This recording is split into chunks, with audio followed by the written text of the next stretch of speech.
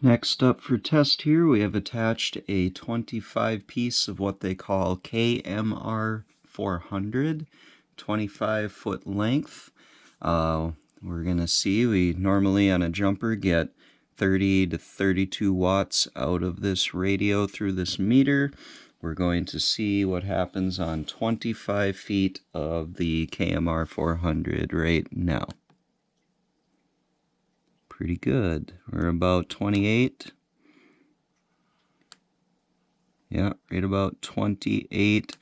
So no more than 2 to 4 watts of loss on this piece of cable here at the VHF frequencies, comparable almost exactly to the 10-foot length of RG58.